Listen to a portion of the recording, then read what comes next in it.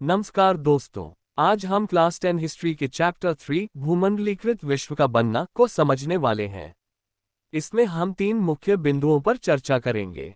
Number 1 आधुनिक दुनिया, number 2 रेशम मार्ग और नंबर 3 खाद्य यात्राएं। तो चलिए शुरू करते हैं और इस रोचक अध्याय को विस्तार से समझते हैं। नंबर 1 आधुनिक दुनिया। सबसे पहले बात करते हैं आधुनिक दुनिया की। 15वीं और 16वीं शताब्दी में यूरोपीय देशों ने नए समुद्री मार्गों की खोज शुरू की। कोलंबस ने अमेरिका का रास्ता खोजा, वास्को डी गामा भारत पहुंचे और इन यात्राओं ने वैश्विक व्यापार को जन्म दिया। इन नए संपर्कों के कारण देशों के बीच सामान, विचार और तकनीकों का आदान प्रदान हुआ। यही वह समय था जब औद्योगिक क्रांति ने दुनिया को बदलना शुरू किया। औद्योगिकीकरण और उपनिवेशवाद ने आधुनिक दुनिया की नींव रखी। ये वह दौर था जब वैश्विक जुड़ाव का आरंभ हुआ और देशों के बीच सांस्कृतिक और आर्थिक संबंध मजबूत हुए। अब आगे बढ़ते हैं और बात करते हैं रेशम मार्ग की। नंबर 2 रेशम मार्ग। रेशम मार्ग प्राचीन समय का सबसे महत्वपूर्ण व्यापारिक रास्ता था। यह एशिया, यूरोप और अफ्रीका को जोड़ता था। इस मार्ग का नाम इसलिए पड़ा क्योंकि चीन का रेशम इस रास्ते के जरिए दुनिया के बाकी हिस्सों तक पहुंचता था।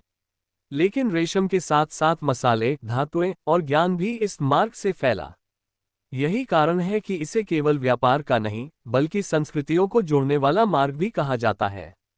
बौद्ध धर्म और कई तकनीकी आविष्कार भी इसी मार्ग के जरिए एक जगह से दूसरी जगह पहुंचे।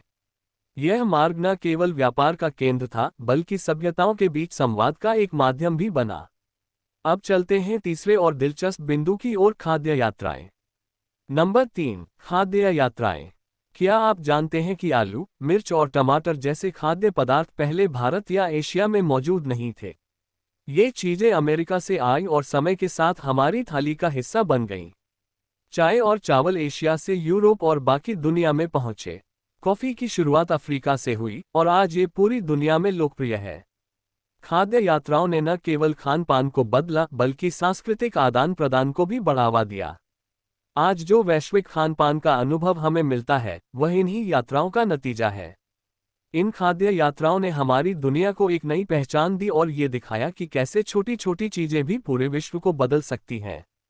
तो दोस्तों, आज हमने क्लास 10 हिस्ट्री के चैप्टर 3 भूमंडलीकृत विश्व का बनना के कुछ हिस्सों पर चर्चा की। लेकिन ये कहानी यहीं खत्म नहीं होती।